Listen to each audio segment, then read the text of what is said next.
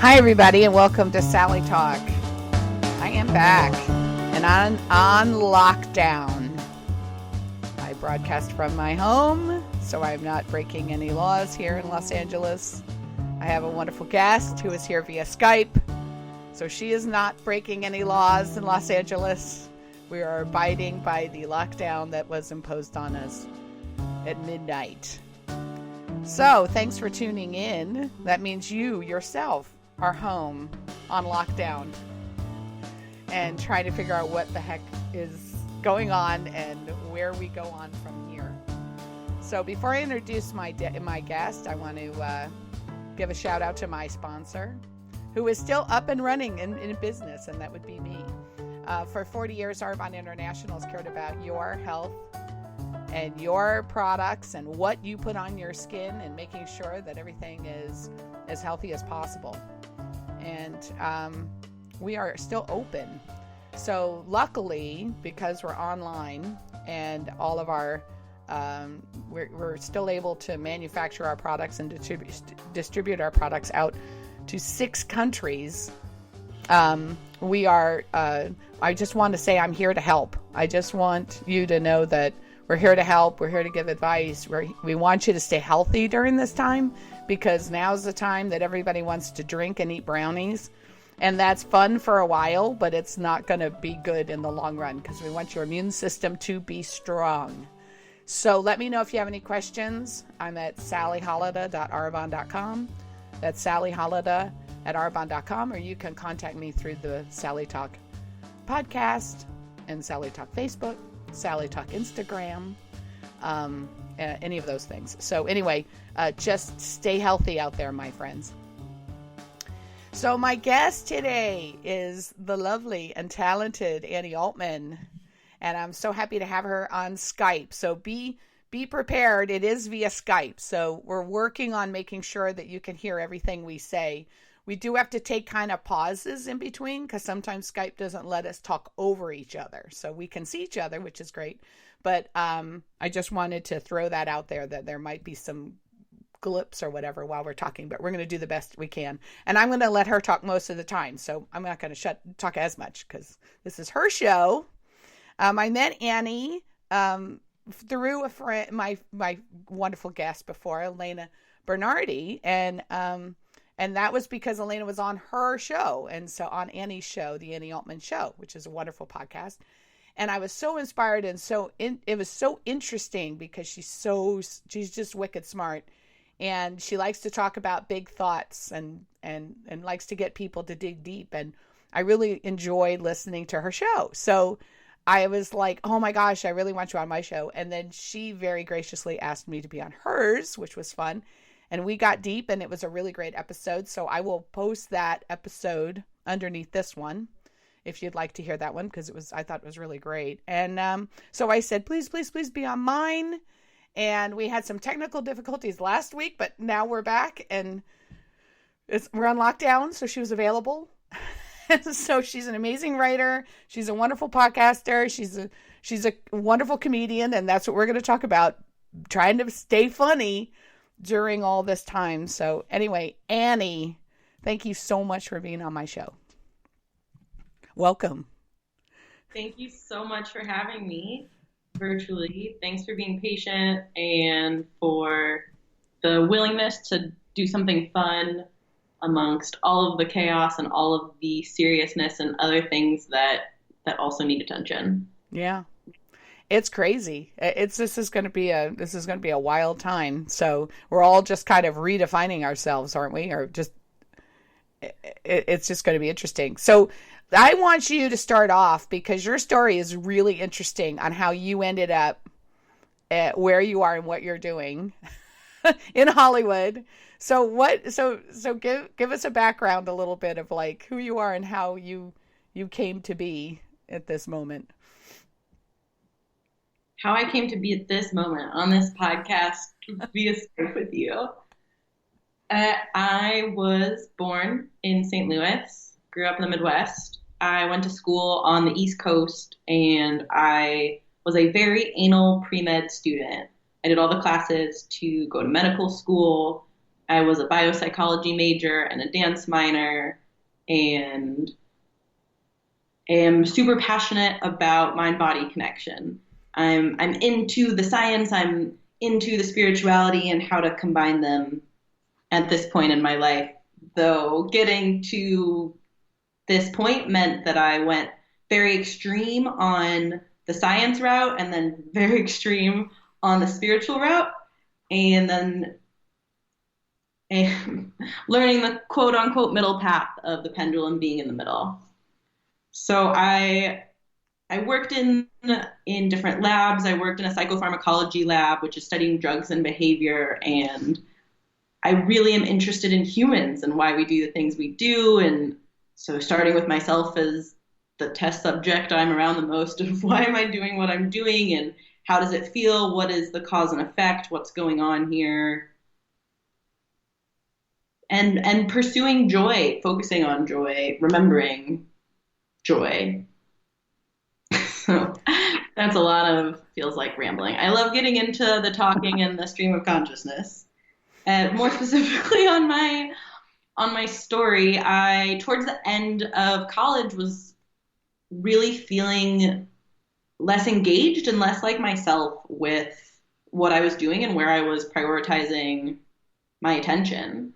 And my mental health was really suffering, and so was my physical health at the time, as they all go together. And I decided to say, I'm gonna finish college early. I'm gonna sort of postpone this structured idea of the pre-med route and focus on my health and feeling like myself and making my own autonomous decisions. So I actually attempted to graduate early from school because I had finished all of the requirements, except for there's this distribution requirement at private schools, which is essentially, or excuse me, not a distribution requirement, a residency requirement that says you need to be a student resident for a certain number of semesters, which is essentially saying we're a private institution, you signed up to give us money for this amount of time, and we need that amount of money from you.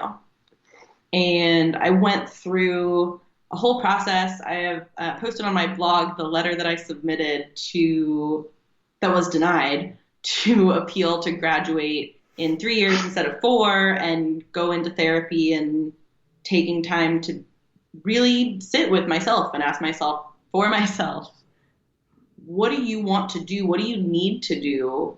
What are you here to do?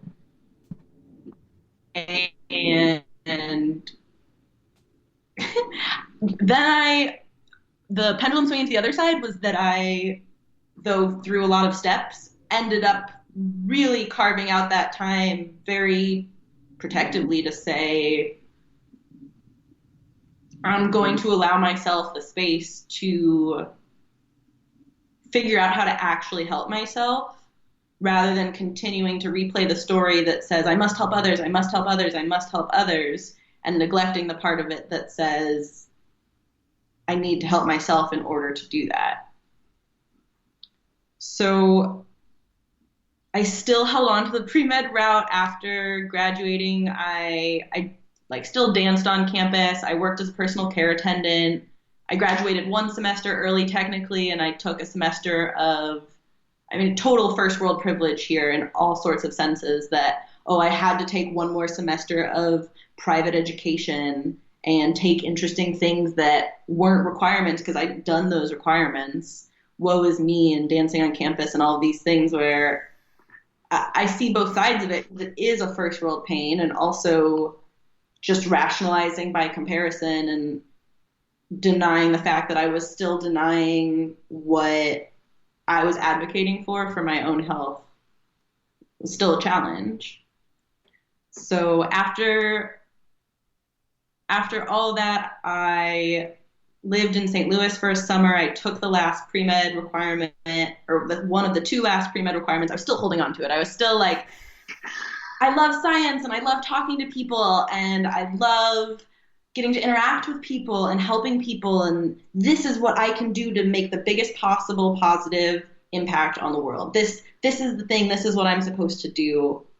Maybe I'll do psychiatry, and maybe I'll do primary care. And then to continue to unpack here, this was then reflecting on so much of my own experience with mental health, with psychiatry, with taking psychiatric medication for mental health, and this whole process of studying myself to study others and helping myself to help others, and the classic human existential, why am I here? What the fuck am I allowed? I didn't ask about cussing. What am I doing here? Okay, I'm allowed to cuss. Yeah, you are, because we're playing your song later. Yeah, I have a potty mouth. I have a dirty mouth. Fine. We're in lockdown. It's true. It's true. There's something about the CK of fuck that feels so good.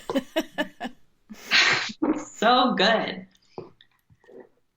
Yeah, so I do still love science, so I'm learning to be compassionate with myself about the whys of holding on so long to still working in labs. And I also haze myself, essentially, is what it feels like now, of saying, I've done this much, so, well, now I only have 2 pre-med classes, so I may as well still finish those after having my college degree, so that if I do want to apply to med school, if I do want to take the MCAT, I can do it, and maybe I still want to, and so I moved to the Bay Area and moved in with someone who I'd lived with during part of college, and started a job with UCSF working in a mouse neuroscience lab. And I had one last pre-med class to take, which was biochemistry.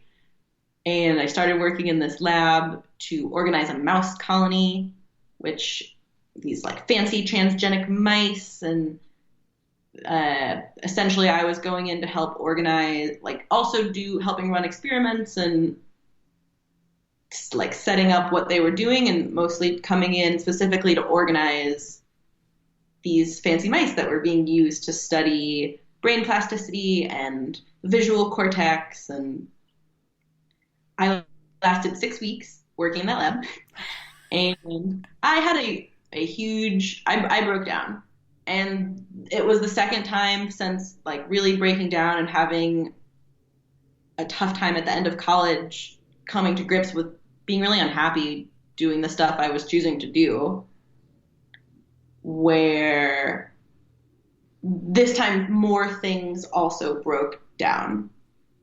I'd been vegetarian my whole life, and I went vegan, and then went totally down the aggressive, intense vegan, went raw vegan, fruitarian, that's another story of this that unfolded on a longer timeline.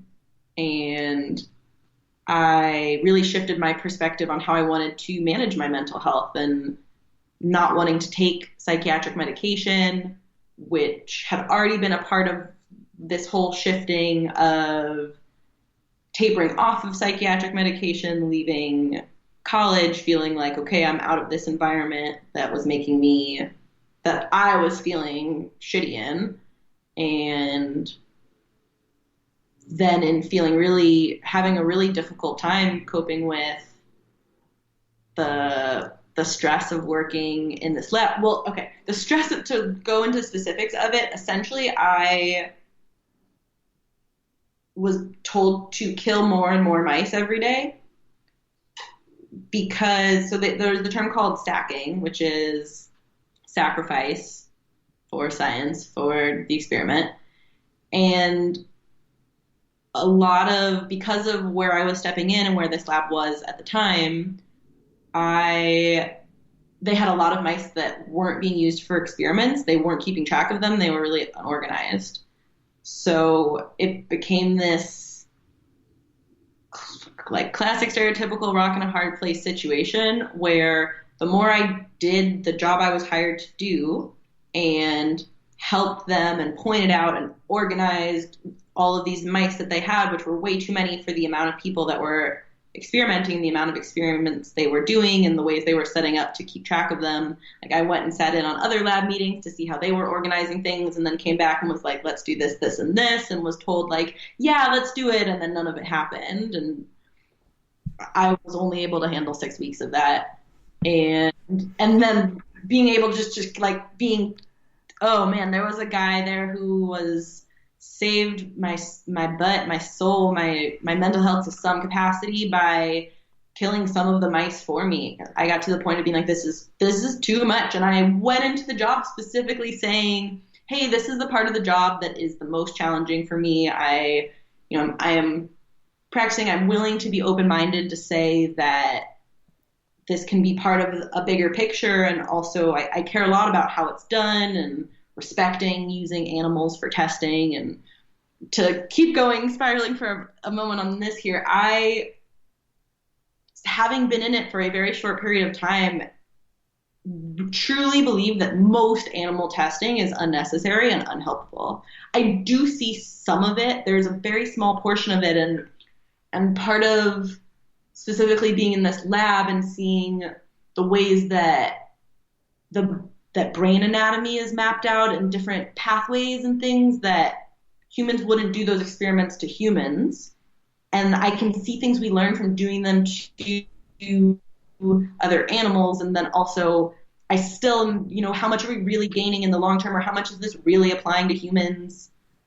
And most of like the behavioral research at this point, and also having worked in a psychopharm lab, I see a very small percentage of non-human animal research that is applying actually to translate to humans. And I lied, I have one more part of the spiral, which is the whole public flourish of all of this being in it, of the focus being on what is going to get someone into a publication rather than what is actually going to advance humanity. How are we using science as a tool to help humans, to make the biggest positive net impact on the world? So there is a lot there.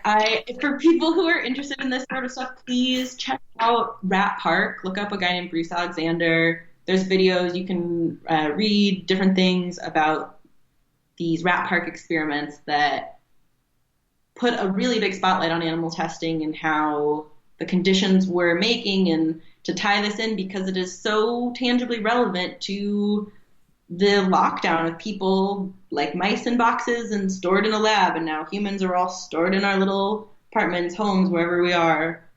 Now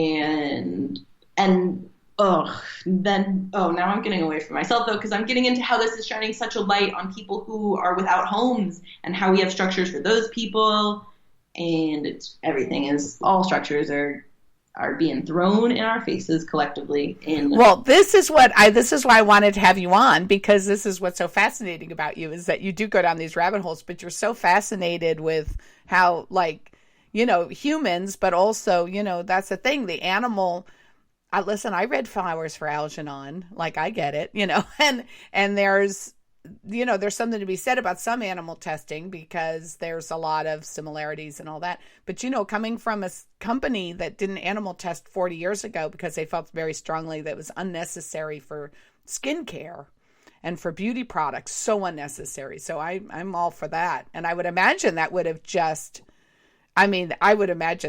that would have been very difficult, especially for somebody like you who's creative, to have to do things like that to living beings. I would imagine that was very difficult.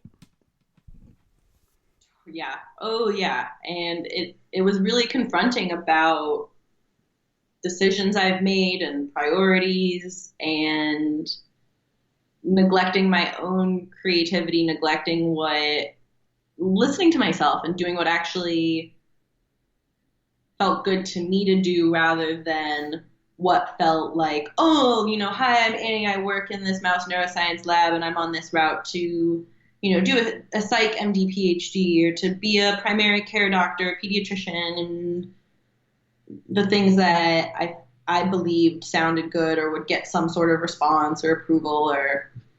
Yeah. So how did you end up in Hollywood? So from there, what was the shift? Yeah. It also with I'm feeling extra rabbit holey with all of it feeling like the rabbit hole is bursting up and everything happening personally and like more on the bigger scale. Okay, so how did I end up in Hollywood? I worked in one other UCSF lab after I left the mouse neuroscience lab that was a mental health lab, and they make online resources for mental health and different tools. And I was there much longer. I was there about 8 months before I left to do a yoga teacher training. And to me, that was sort of the most official marking point of veering and saying, I like making things. I've always liked making things. It's something that makes me feel like myself the most. It's something that I feel the most like I am contributing something. And in all, I love making food and giving that to someone. And altruism is all selfish. And so it's all doing what feels good to do and getting to make something and share it with someone. And getting to express in that way has always felt really good.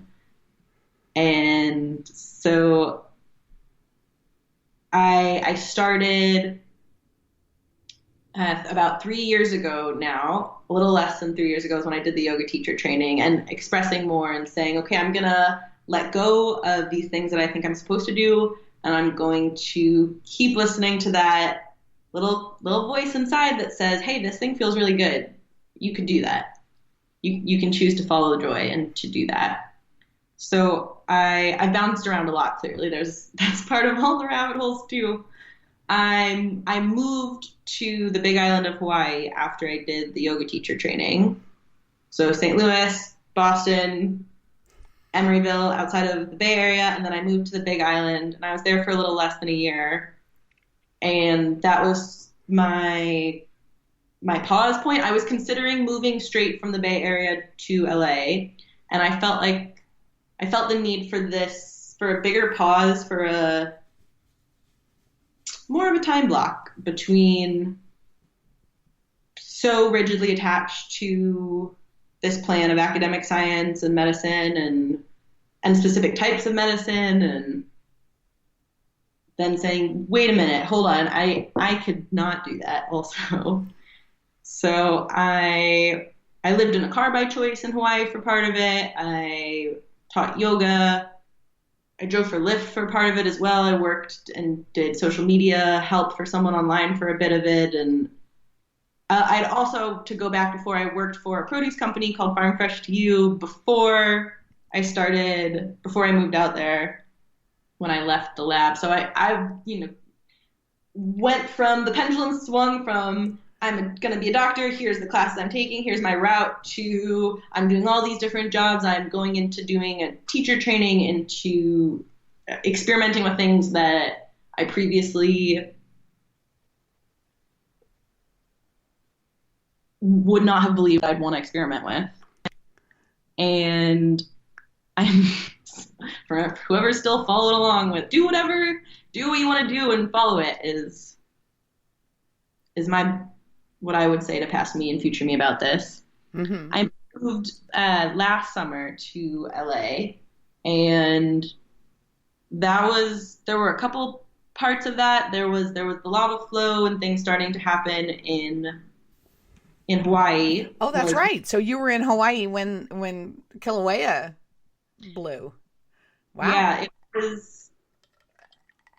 Yeah, I was there for the most intense earthquake I've ever experienced, and it was I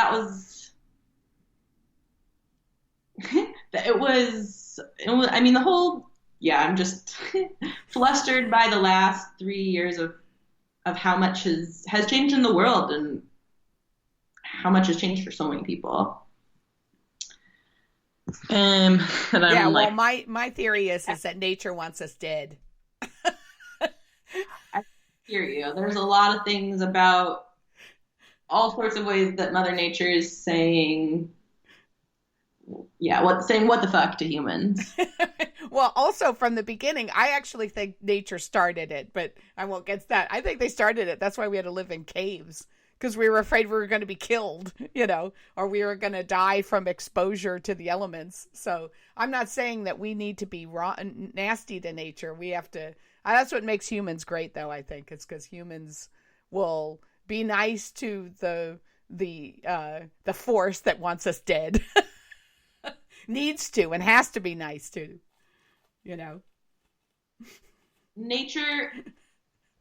Nature started humans. So if nature started nature started life. To me, I don't. Anyway, that's just my own little. We can have that conversation later. So when did you decide that you wanted to pursue like you have a blog, and so you just wanted to start sharing what it is that your journey and also your writing and everything else. Where did that start from? I started a YouTube channel when I was just leaving maybe 6 months before the yoga teacher training, when I was just saying, wait a minute, I don't actually have to just work in labs and do this stuff all my life. I can do other stuff. And I was very inspired by the second Bo Burnham stand-up special. And I wrote a parody of one of the song parodies that he wrote. And I posted that on YouTube and was super nervous to do it. I'm pretty quiet in the video and meek in some ways about having fun. And so that was the first part of it. I started creating. I really needed a focal point after letting go of the focal point of being a physician. At least that's my current take on it. And so I've become, and I still am, really focused on what is now a one-woman show. And that also was around the time when I started the YouTube channel and started writing more on my own, was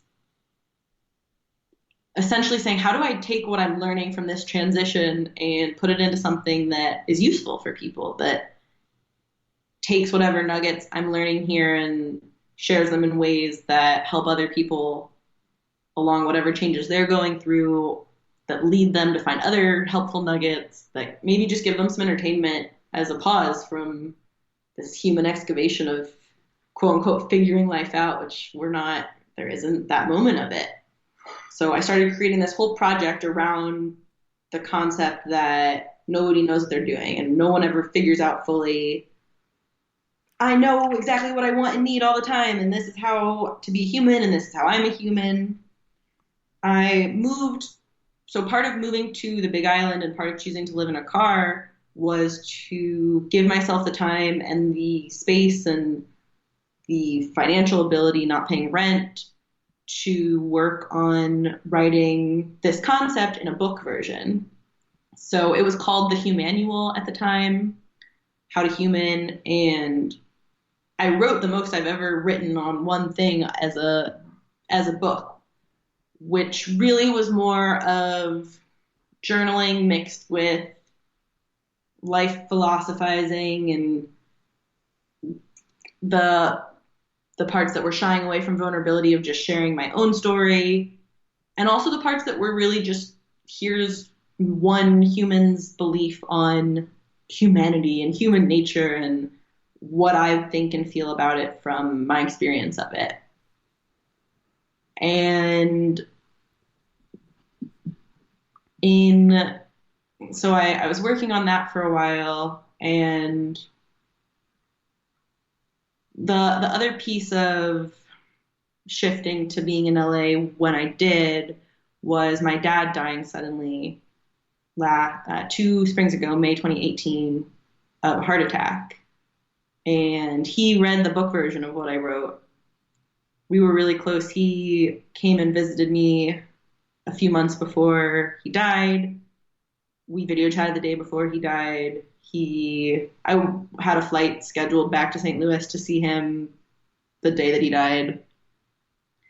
And the stuff I'm doing is dedicated to him, and he was in the ways of how I believe it still is the biggest supporter of these things that I'm doing, and someone who saw the big picture of of my intention, which is to say, the more we talk about everyone being human, the more we can manage humans and focus on what is important. My dad was very much someone who focused on joy and who also acknowledged how much of joy is also dependent on the whole Maslow's hierarchy of needs that says people need security, and there's plenty of resources for all humans. There's enough food, there's enough shelter, there is enough water. People can be given these things, we can have structures for these things to allow people to be happy. And at this point, maybe it's becoming clear that I'd bitten off a really big thing to chew here in whatever project is that I'm making, of saying, let's talk about prioritization of basic resource distributions and being human casually. That can be talked about indefinitely.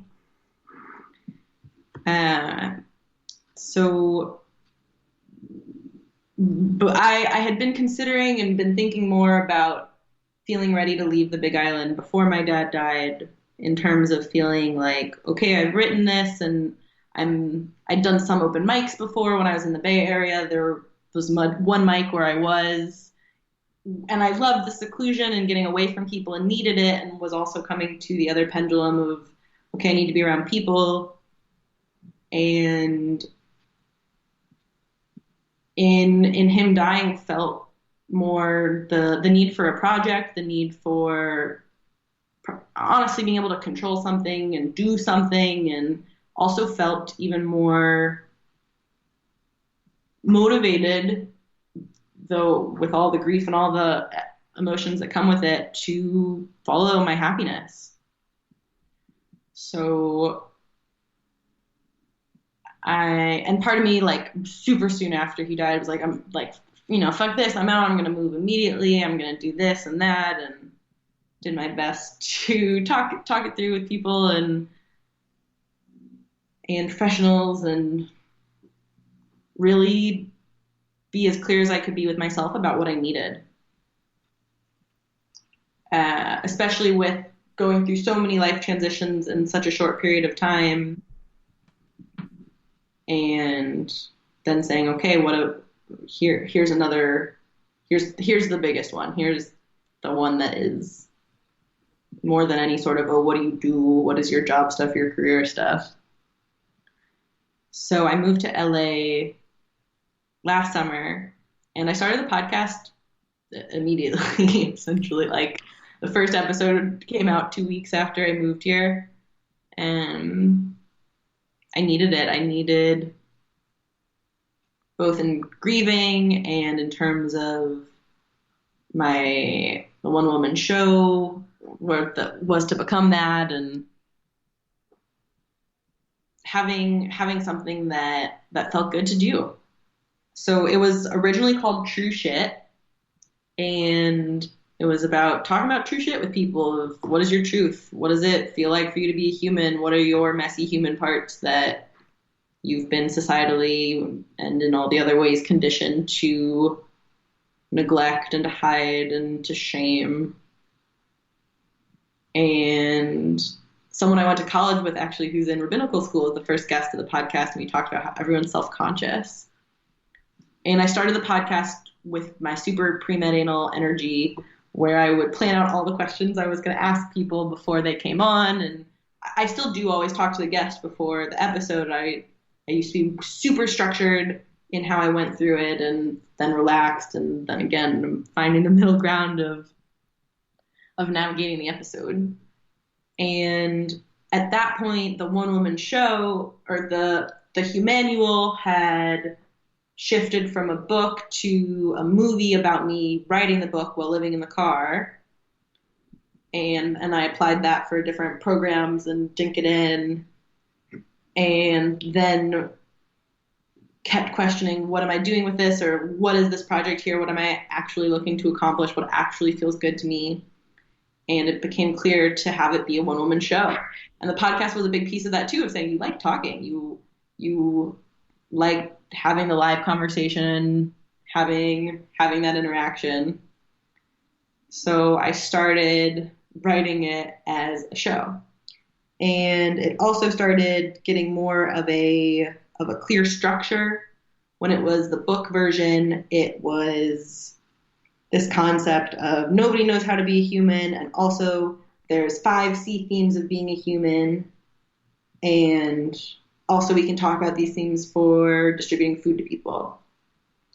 And in the one-woman show, it's expanded to 10 C's and in a specific order, and having more of a focus on basic resource distribution generally. And so in some ways, then it became more overwhelming, though more holistic in terms of the whole picture of tying together and seeing the connections between all social justice topics and art and distribution of all resources for all things for being a human. So the podcast was a way to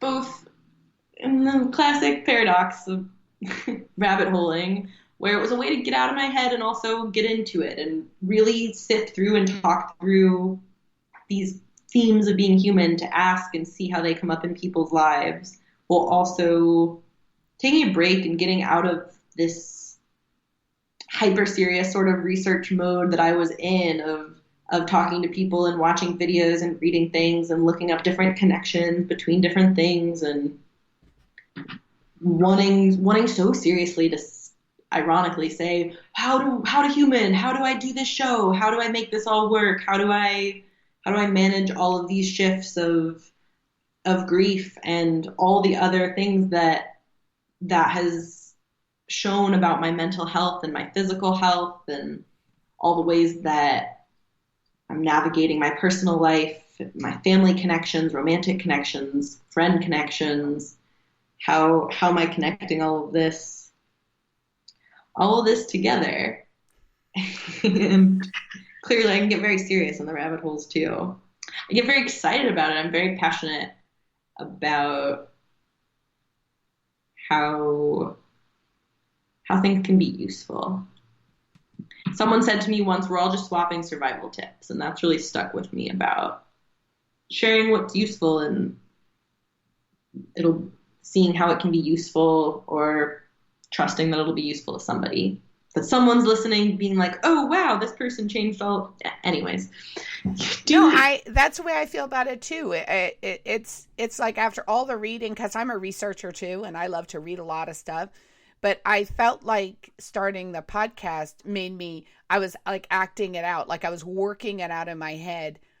And you need to work it out in your head. Like, well, how does all the stuff that I've read, okay, now I've got to think it through. And the only way you can think it through is like talking it through, and talking it through and then talking to other people. You start making like you start making little decisions in your head. Like, oh, yeah, that's right. Oh, I think that's right. Oh, I think that's right.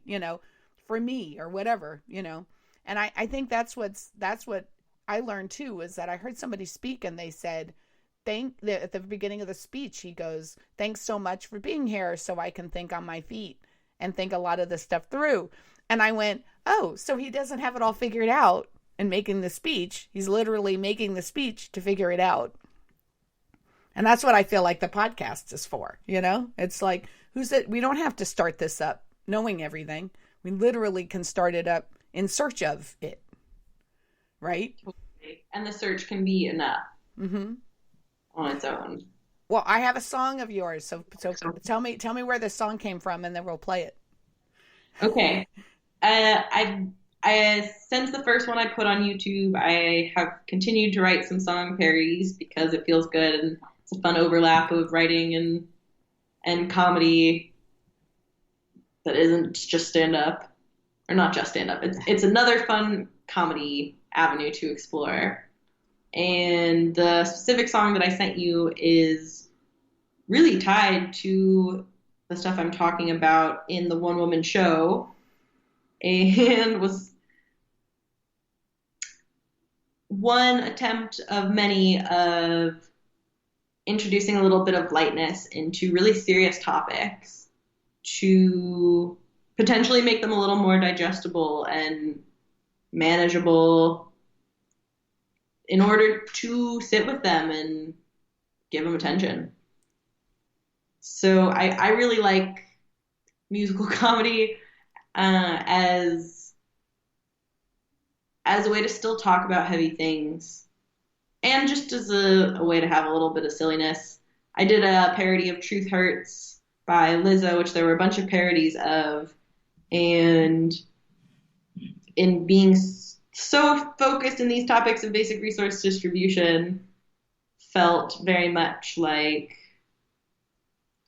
that was one of the truths worth writing a song parody about. There's a George Carlin quote that says, "I love individuals and I hate groups of people." And that quote with Truth Hurts with Lizzo's song together led me to what I wrote. All right. Well, I'm going to play it, which is a cool thing that I figured out how to do this. So yeah. I want everybody you got to pay attention. It goes fast. So pay attention, but it'll be something that you want to listen to a few times, because I listen to it a few times because I love it, because I want to hear all the things that you say. But that's a good thing, is that people want to listen to it multiple times. So here we go, and we will be back, and I'll be back with you in a minute.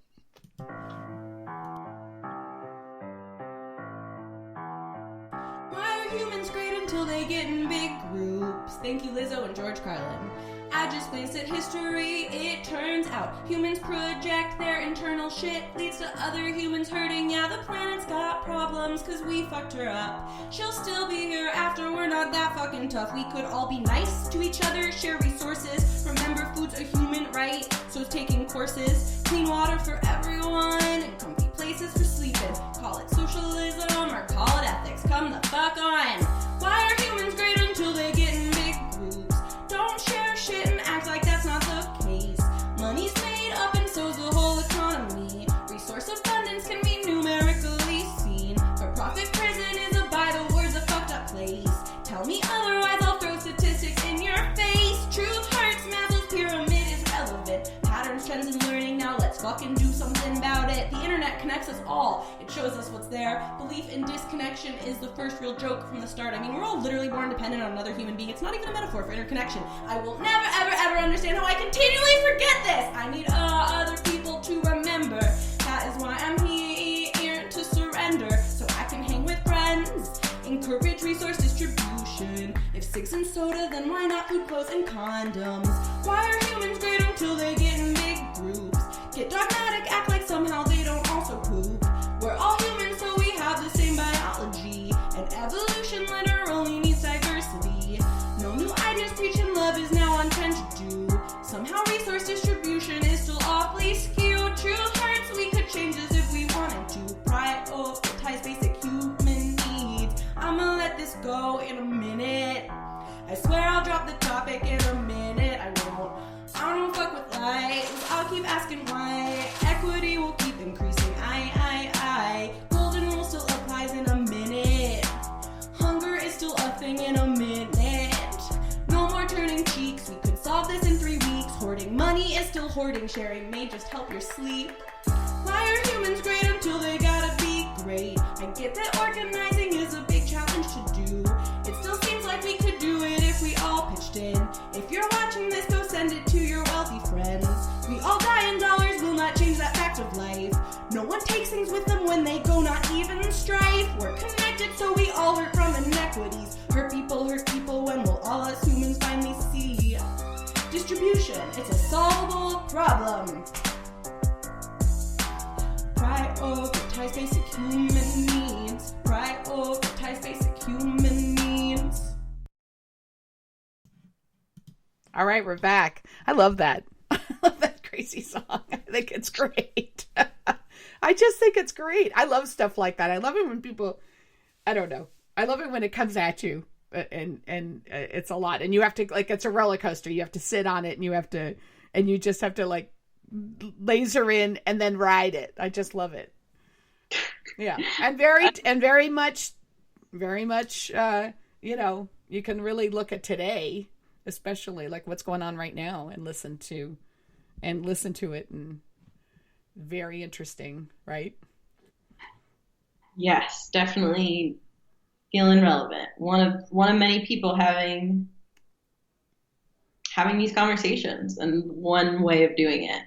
Mm-hmm. I'm glad you like the song. I'm glad that you played it. If the lyrics are posted in the description of the video on YouTube, so if you want to follow along that way, there is that option too. Yeah, and I'll post all of that information. It'll be available in the description of this episode, and then also on my on our places, and how you can get to Annie's website and everything else to find all that stuff.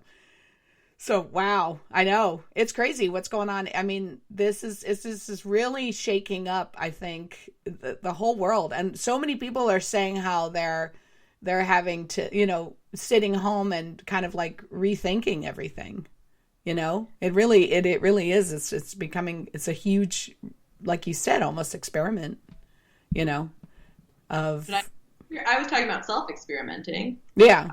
I'm not saying. Well, you were talking about when you were talking about the mice and how everybody, you know, learning how to live all together in the homes and everything else, and yeah. That's all I'm saying. Well, in some ways, it feels like being an experiment subject again, in having these mass quarantines and people saying, "Oh, can I walk? Can I go on a walk outside? Or can I do this or that? Or what about grocery store workers and hazard pay and people working at pharmacies and gas stations?" And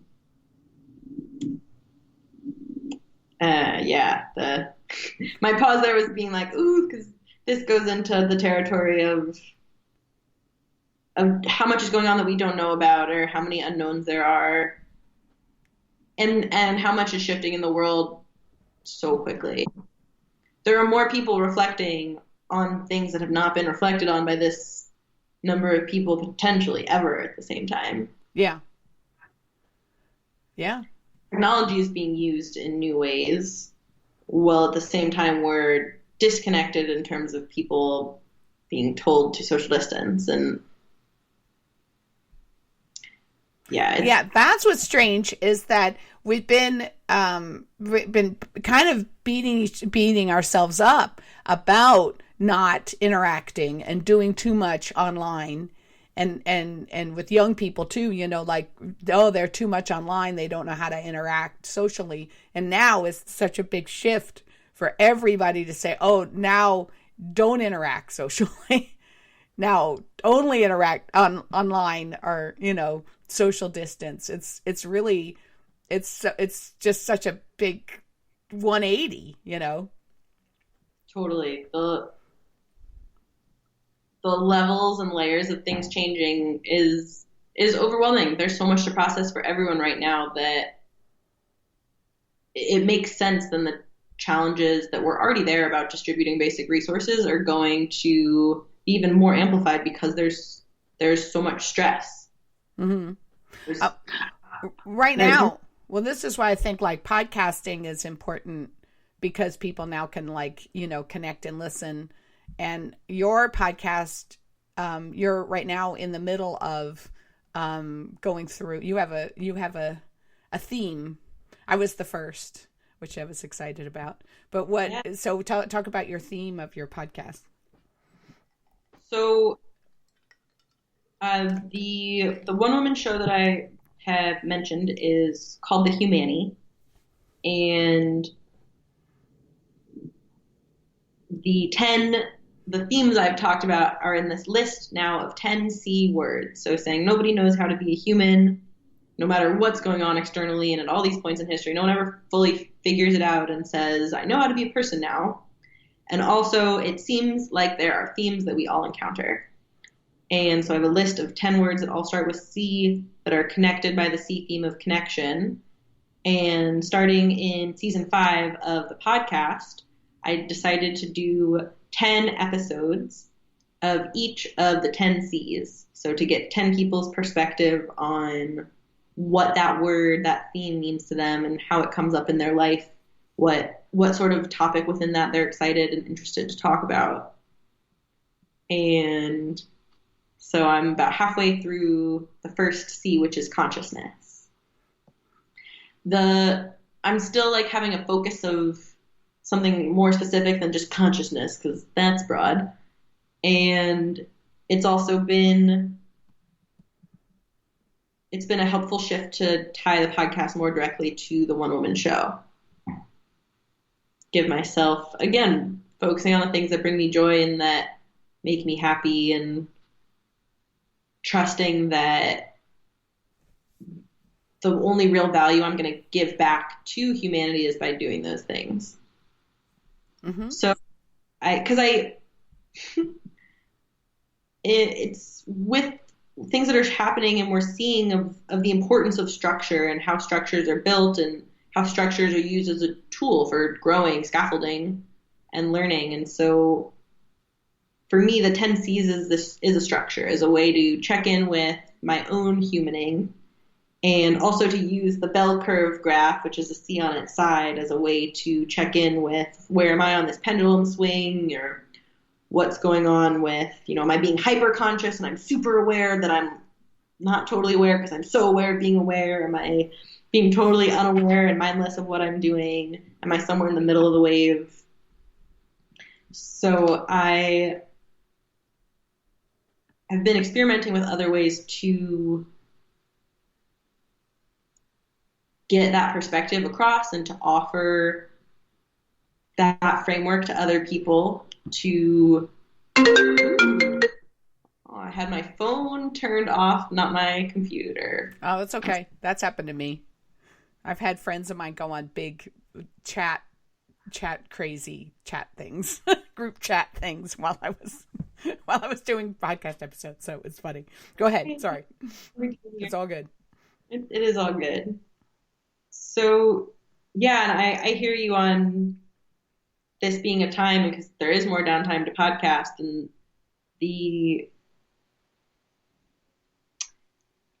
so where I'm stumbling here is that I do so strongly believe in the power of talking things through. And also when there's so much going on and things are changing so quickly, and it's really challenging when it feels like that's all I can do, or like to be in a position where I'm not able to like, for example, give a lot of money to places that could use it and need it, and to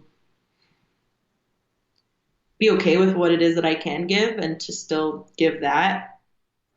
Oh, I think the money, I know, I've been in that, as a single mom raising children, I always thought, oh gosh, I wish I had, more money to give away.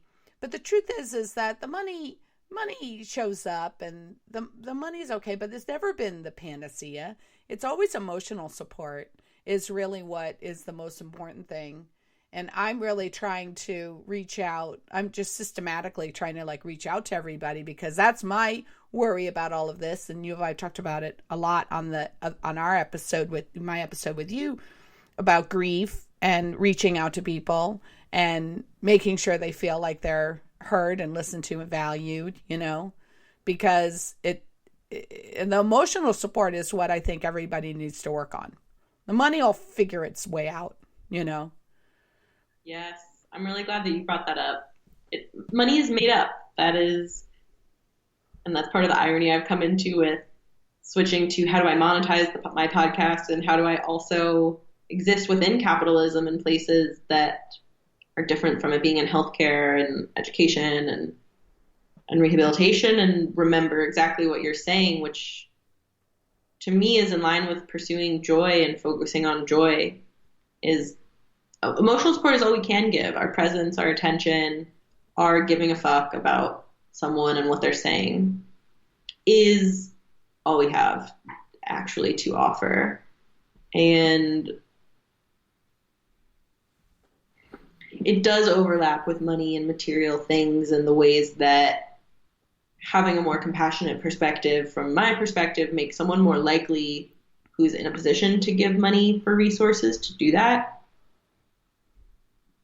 And yeah, I mean, at the end of the day here, this is where I come to, we're all humans. We all want to love and be loved. We all laugh. We all dance and sing sometimes. Everybody needs food. Everybody poops. Everybody has sex or came from people having sex.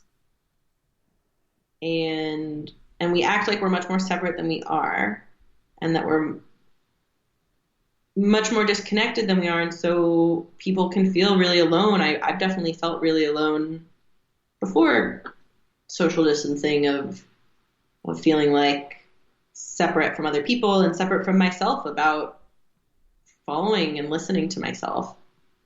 And so that's been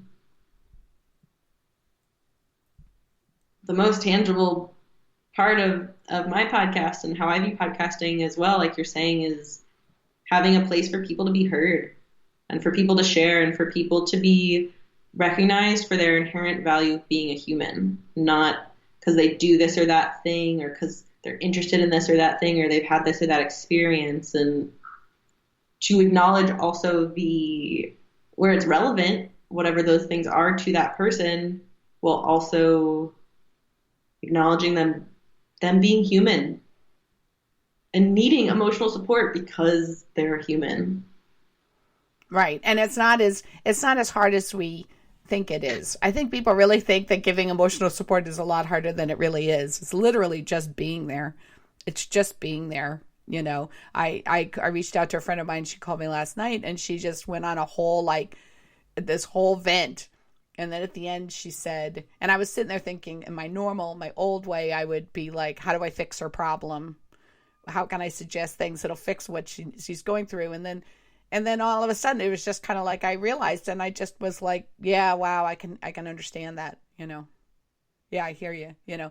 And then of course eventually we were kind of brainstorming, but the truth was, she said, "Oh, I feel so much better that I just spilled out everything of how this is all affecting. You know, there's so many people with the kids at home. There's people losing jobs. It's just, you know, it's a dramatic time. And so sometimes everyone's trying to keep a stiff upper lip, but sometimes it's good just to say to somebody privately, wow, you know, this is really hard. I had no idea how hard this was going to be, you know, and I got to figure this out. And that's emotional support, just listening to somebody spill it so that then they can turn around and then start figuring out how to work it out. Right. Totally. It's simple. Classic of it is, and things, we overcomplicate them, and also things can be easier said than done as well. Mm-hmm. I know I've definitely gone into and still will go into problem solving mode before going into acknowledge the emotion mode, which comes from a place of wanting to help. And also, mm-hmm. I agree that emotional support is what is most needed, and is where we need to. It's the only place we can start before anything happens. Yeah. More really. It is amazing how much, and I went through this with talk therapy and really disregarding talk therapy and being really resistant to actually sharing and really being honest and using I statements rather than ironically talking about the human experience and going into philosophizing, which is kind of a butt joke of the One Woman Show at this point. And because it doesn't, so you can't measure in science like, oh, well, we talked for this many minutes, or we talked about this and that topic, or we blah, blah, blah.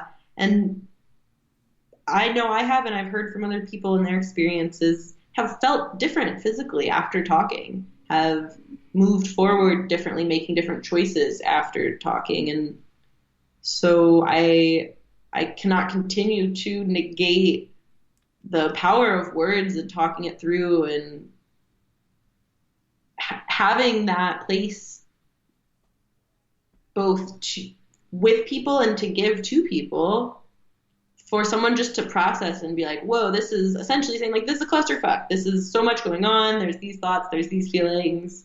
How do I start to detangle and find some stillness again? My head is the metaphor of water, and if you're like swimming around too much and you're just you're moving everything around, you're not going to see anything. Also, sometimes if there's that sort of nervous or sad or any of those intense feelings coming up, I need to like shake them off, move through them before I can then sit still and say, okay, what's actually going on here? What are my wants and needs? How can I contribute? What are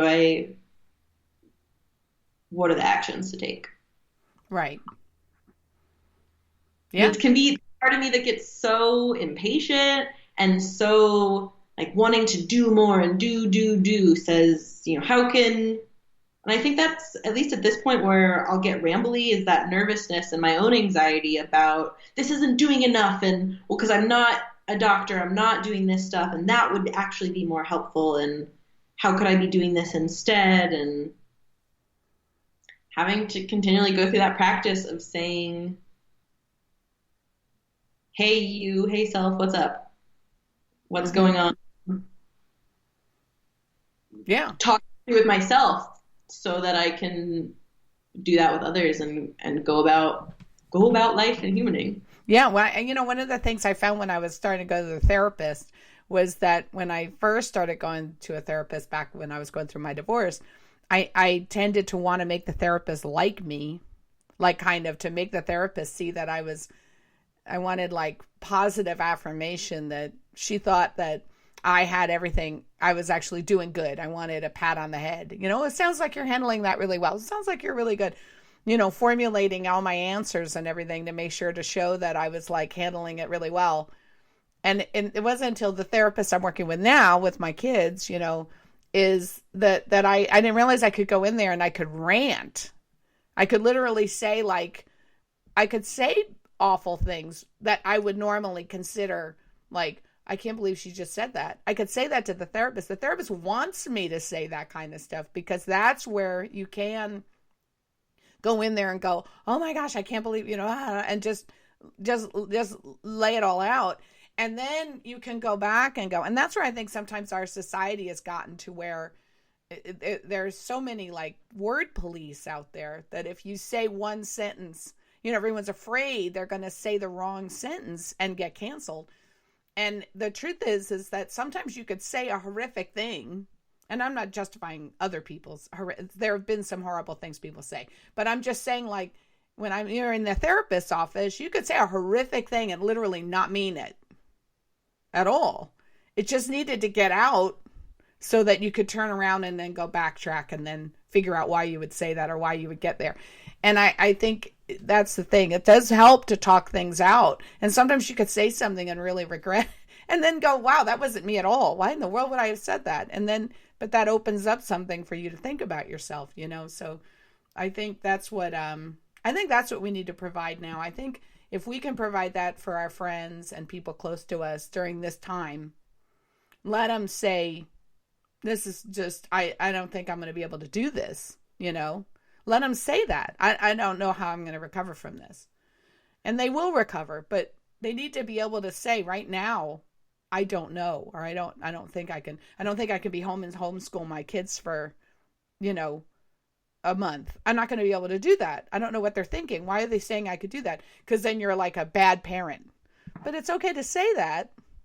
It doesn't mean that you're not going to do it. It just means that you don't know how you're going to do it. So yeah, I think it's we got to free that up. If that's anything, I hope we free up our being able to express ourselves to work through things during this time and always. Mm-hmm. There's a quote I love that says, "What you resist persists." And from my experiences of the things I've resisted persisting, the more we have places for people to let go of some resistance, the more secure we all feel. Otherwise, it's going to keep coming up or coming out in other ways. That anger, sadness, resentment, it will come out somehow. To me, this is, to go again to basic resources, so much of why I talk about it so much is that, to me, the most effective way to minimize human suffering a big portion of the unnecessary pieces from violence is to maximize resource equity, because so many people are doing things that they may not otherwise do because they don't have access to resources. And to me, the same thing is true about talking your fucking feelings through. Humans, and saying this to myself too, that the more people don't have access to therapists, to journaling, to friends and family and support networks to do that, the more those things are going to come out in other ways, and in ways that are potentially much more harmful, and that some of which, there's going to be some suffering, shit happens. A lot of it can be prevented and can be minimized. And yeah, I agree. Because of my own laughing at myself and my own journey of, we're always giving the advice to other people that we're giving to ourselves, I believe. And so me doing a podcast practice of remembering that. Yeah, no, I think that's right. All right. Well, we're already an hour and 5 minutes. Isn't that amazing? Time always goes so fast. So I want you to tell me what you're like. Where are you? What do you have going on? Where can people find you? Take your time. Your podcast, everything. Check out the website, theanniealtmanshow.com, and that's where I bring together. Like, I changed the YouTube and the things all under the same name. So you can find me on Instagram, The Annie Altman Show. Twitter is Annie Altman Show. On all the podcasting platforms, The Annie Altman Show. Where else?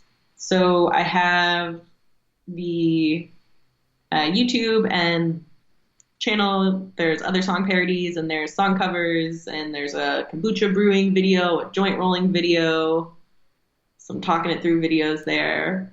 And then I have a blog on Medium. Some of those posts are on the website. Google around and see what is there. Yeah, and go to our pages. Yeah. It is, using the website as a home base, you will find the rest of it. I have a Patreon page, and I'm starting to do song covers for people who pledge on Patreon as a way to monetize the podcast and YouTube channel and other projects. So Patreon is a membership platform where people can pledge $1, any amount a month, to support someone who's putting things out for free on a regular basis. So that's a cool platform. And then I also have an Etsy shop where I have t-shirts and mugs and stickers with the 10 C's and with the podcast and YouTube logo, that you can check those out too. And I also recently made my first ebook to feel like a really official internet person, which is a playbook, I'm calling it, of the 10 C's. So it's an interactive work play book with different questions, or with the same reflection questions for each of the 10 C themes of the humanity and that I'm talking about on the podcast. And it also has different activities for each of them, of different mental health and health tools that I've experimented with and that are really helpful to me, and putting it in a way that maybe makes it more fun or more approachable, or a new spin on it for people to play around with and entertain and self-reflect with. If you listen to the podcast, it would mean so much to me if you rate it and review it, and especially if you have an iPhone and you're able to leave a written review on iTunes. I found out recently that somehow 10 of the podcast ratings got deleted because they weren't attached to a written review, and Apple will just delete ratings if they're not sometimes, and it really helps to grow something to have those. As much as stuff isn't about numbers, it also is to a point of how you grow something and get attention on it. So I would love help with that, and also the feedback help of seeing what people like and what is interesting to people is a really great way to, and seeing what people don't like and what isn't interesting to people is a great way for me to learn more about how I can improve the content that I'm making and sharing and putting out there. And also just the part of me that is extroverted and loves talking to people. I would love to read your comments on one of the song parodies or on one of the blog posts about something that it sparked in you and that you're really interested about. I think those are my main plugs. And definitely stay tuned for the one-day live production of The Humanity and potential virtual production before then of putting out. Yeah, when we get back to theater. Yeah, putting out the first draft of the show. Maybe some virtual theater will happen. And those are my self promotions. If you are still someone who's purchasing things and are interested in a farm box, technically, though everything's shut down, I can still make sales through calls. So if you want a promotion on a farm box and want some food delivered, you can reach out to that too, though. Yeah, I'm getting into that. That is going into more of my own personal life of figuring out a lot of unknowns currently about work and time and things. So support on these projects that I'm doing virtually and for myself would be extra appreciated right now, and checking it out and whatever support it gives you, I would love to know about so that I can do that more. Yeah, well, no, that sounds great. You'll tell me what the code is, and then we can do that, the Farm Fresh to you, because people might, have fruits and vegetables delivered to their door. That's a good time. And the farmers still need to make the food, and they still need to make, everyone still needs to make a living. So we need to still support all those people still out there working, bringing food to us. So, all right. Well, Annie, thank you so much for being on. It was great having you on. It was great hearing your story. You're inspirational, and that's the thing. It's like, I think people have to remember that you have to get to know yourself. I think one of the things I love about hearing your story is how you had to kind of come to a stop, and you had to a pause, and you had to look and like get to know yourself. And I think that was probably part of the disconnect, was just that you needed to get, and I think that's what we need to do. And so we can take this time. I know it's a painful time for a lot of people, but it is a good time for self-development, for getting to know yourself, and to really rethink like what it is that you want, what you want out of life, and what's important to you, and all of that stuff. And so I just think it's going to be it'll be an interesting time for everyone. So thanks so much for being on the show. And Totally. and for me, Sally Talk, of course. Oh, go ahead. I'm sorry, I talked over you on Skype. You're good. I was saying thank you for having me on, for letting me be a messy and rambly human talking through my first experience on a podcast and all of the world at this moment, timing of things. And I appreciate getting a platform to start to share more about these things that I'm doing. Yeah, well, that was it. Yeah, I didn't want to say it at the beginning, and I can say it at the end. This was her first podcast interview. The podcaster finally got interviewed.